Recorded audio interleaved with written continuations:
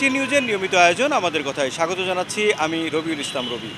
প্রিয় দর্শক, দেশে ধর্ষণ এখন মহামারী রূপ নিয়েছে। ধর্ষণ প্রতিরোধে 90 দিনের মধ্যে এর বিচার নিশ্চিত করতে আইন প্রণয়ন করছে সরকার। প্রিয় দর্শক, আমাদের কথার আজকের পর্বে আমরা তুলে ধরব এ বিষয়ে সাধারণ মানুষের মতামত। তার আগে চলুন দেখে আসি এ বিষয়ে এটিএন নিউজে প্রচারিত একটি প্রতিবেদন।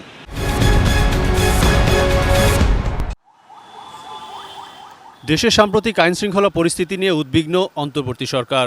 করণীয় ঠিক করতে প্রধান উপদেষ্টা অধ্যাপক ডক্টর মোহাম্মদ ইউনূসের সাথে তার বাসভবনে রোববার জরুরি এক বৈঠকে বসেন উপদেষ্টা সহ সংশ্লিষ্টরা। আমাদের মেয়েরা সত্যি নিরাপত্তাহীনতায় ভুগছে, আমরা এই ব্যাপারে পদক্ষেপ নিচ্ছি। বৈঠক শেষে সচিবালয় আইন মন্ত্রণালয়ে এক ব্রিফিংয়ে আইন উপদেষ্টা অধ্যাপক ডক্টর আসিফ নজরুল মাগুরায় শিশু ধর্ষণের তীব্র নিন্দা জানিয়ে বলেন, সরকার মর্মাহত। তিনি জানান, ধর্ষণ সহ নারীর প্রতি যে কোনো ধরনের নির্যাতন বা সহিংসতা রোধে আইনে বড় ধরনের পরিবর্তন করা হচ্ছে। এখানে কনসার্ন যারা স্টেক হোল্ডার আছে, যারা এই বিষয়গুলো নিয়ে কাজ করে, তাদের সাথে একটু কনসাল্ট করতে হবে। একটু কনসাল্ট করে আমরা আশা করতে পারি ধরেন সপ্তাহখানেকের মধ্যে ইনশাআল্লাহ আমরা একটা ফুল ফ্লেজেড একটা ড্রাফট করে ফেলবো। হয়তো এটা পাস হতে আর কয়েকদিন সময় লাগবে। আইন উপদেষ্টা জানান, যে কোনো ধরনের যৌন হয়রানি বন্ধে সরকার বদ্ধপরিকর। নারীর প্রতি সহিংসতা নির্যাতনের যে ঘটনা ঘটছে তা কোনোভাবেই মেনে নেওয়া হবে না।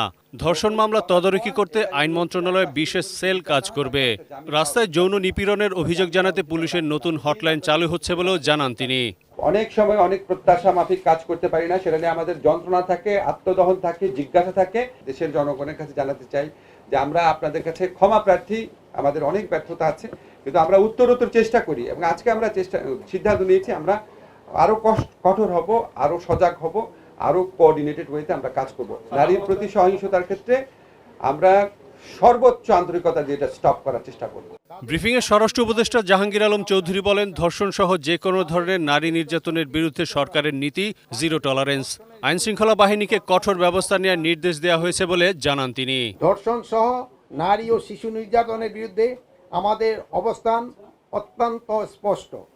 আমি আইন শৃঙ্খলা রক্ষার বাহিনীকে ধর্ষণ সহ সকল ধরনের নারী ও শিশু নির্যাতনের বিরুদ্ধে কঠোর অবস্থান নেয়ার নির্দেশ দিয়েছি। Arif Jamal, ATN news, Dhaka. ধর্ষণ প্রতিরোধে 90 দিনের মধ্যে এর বিচার প্রক্রিয়া শেষ করার আইন প্রণয়ন করছে সরকার। আমাদের কথার আজকের পর্বে আমরা তুলে ধরব এ বিষয়ে সাধারণ মানুষের মতামত।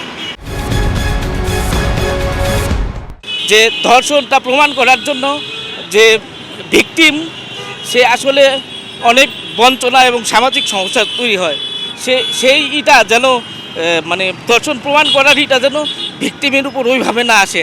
আইনটা যেন এভাবে হয় যেন ভিকটিম প্রমাণিত হইল, কিন্তু যে ধর্ষিতা প্রমাণিত হইল ভিকটিম, কিন্তু সে এটা প্রমাণ করার জন্য আদালতে বা সামাজিকভাবে যেন হেয় প্রতিপন্ন না হয়। দেশের যে অবস্থা চলছে এখন এভাবে চলতে পারে না। আমরা সবাই চাই ধর্ষণের বিচার হোক, আর যে কোনো অন্যায়ের বিচার হোক। থেকে সবার আগে হচ্ছে নৈতিক শিক্ষাটা। আমাদের ইসলামিক মাইন্ড সব কিছু ইসলামিক দিক থেকে যদি হয়, ইসলামিক ভয়টা থাকলে তাহলে 90 দিন না, ওইটা আমার মনের ভিতরে যদি ভয় থাকবে তাহলে আমার মনের ভিতর থেকে ভয়টা ইয়া হবে। আমি ভালো, জগৎ ভালো, আমার বাবা ভালো, জগতের বাবা ভালো। দেশ ভালো মতে চলক, নীতি চলক, এটা পক্ষে আমি আসি। বাংলাদেশের নারী পুরুষ নিরাপত্তা চাই। সব কিছুই যেন এটার আওতায় আসে। শুধু ধর্ষণে কি এটা শেষ নাকি? অনেক নারী আছে যারা এমনিতেই বিভিন্ন ধরনের উস্কানিমূলক হ্যারাসমেন্ট হয়, তাদেরকেও যেন হলো এরকম দ্রুত বিচার আইনে এনে বিচারিক প্রক্রিয়ার মধ্যে এনে যেন শাস্তির ব্যবস্থা করা হয়। আবার গতকাল দেখলাম একদিনে 11টা ধর্ষণের অভিযোগ হচ্ছে। তো এগুলোর মামলার জন্য কিন্তু 90 দিনের প্রয়োজন হয় না। ইসলামিক শাসন ব্যবস্থা কিন্তু যদি শুরু করে তাহলে কিন্তু এটা নিমিষেই নির্মূল করা সম্ভব। তো সুতরাং মনে করি যত দ্রুত ইসলামিক শাসন ব্যবস্থা বাংলাদেশে প্রয়োগ করা হবে তত দ্রুত এগুলো নির্মূল হবে। ধর্ষণের বিচার 90 দিনই শেষ হবে। গতকাল আইন উপদেষ্টা এই কথা বলেছেন। তিনি বলেছেন এ ব্যাপারে আইন সংশোধন করা হচ্ছে। চলুন আমরা শুনি বগুড়াবাসীর কথা, তারা এ নিয়ে কি ভাবছেন।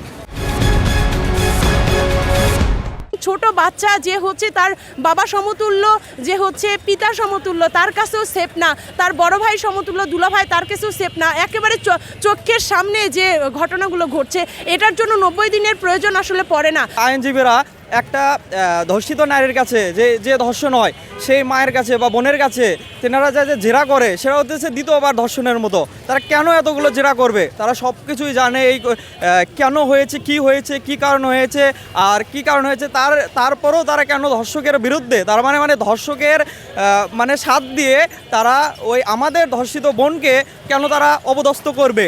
তা আমরা চাই যে সরকার যেটা 90 দিনের কথা বলতেছে আমরা সাধুবাদ জানাই, আর এই ধর্ষকের বিচার আমরা জনসম্মুখে চাই। এটা যদি করতে পারে সবার জন্য মঙ্গল।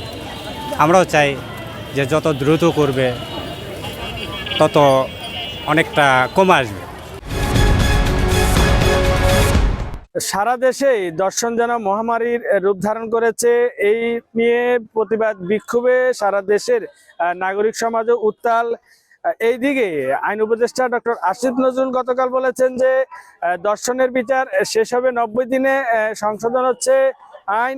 এ বিষয়ে নোয়াখালীর নাগরিক ভাবনা কি জেনে আসি।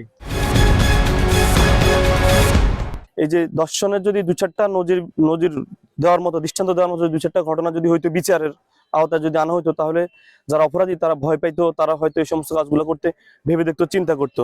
বিভিন্ন দেশে বিভিন্ন রকম রুলস আছে। ইসলামিক রাষ্ট্রগুলোতে হচ্ছে প্রকাশ্যে শাস্তির ব্যবস্থা করা, আরব রাষ্ট্রগুলোতে হচ্ছে যে পাথর নিক্ষেপ করে হত্যা করা।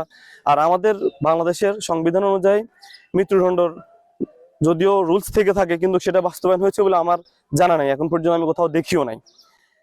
সেই সাথে একজন সচেতন নাগরিক হিসেবে আমরা বলতে চাই এবং আমরা অনুরোধ করতে চাই যে এই সমস্ত বিষয়গুলোতে যারা এই সমস্ত কর্মকাণ্ডের সাথে সম্পৃক্ত বা যারা অপরাধে সংগঠিত করেছে উপযুক্ত প্রমাণের ভিত্তিতে তাদেরকে একদম দ্রুত সময়ের মধ্যে মৃত্যুদণ্ড কার্যকর করে সেটা প্রচারণা করা প্রয়োজন। যারা দর্শক তাদেরকে যথাযথভাবে শাস্তি, যে আইনটা প্রণয়ন করা হয়েছে ওটা যেন যথাযথভাবে পালন করা হয়। আমরা যদি দর্শনের শাস্তি যেটা সর্বোচ্চ আইন উপদেষ্টা বলেছে ওটা যদি কার্যকর করা হয়, আমি মনে করি বাংলাদেশে দর্শনের পরিমাণ একবারে সর্বোচ্চ কমিয়ে আনবে। প্রিয় দর্শক, এই ছিল আমাদের কথার আজকের আয়োজন। আমি রবিউল ইসলাম রবি ছিলাম আপনাদের সঙ্গে। আবার দেখা হবে নতুন কোনো বিষয় নিয়ে নতুন কোনো পর্বে। সে পর্যন্ত সবাই ভালো থাকুন, সুস্থ থাকুন, সঙ্গে থাকুন এটিএন নিউজের।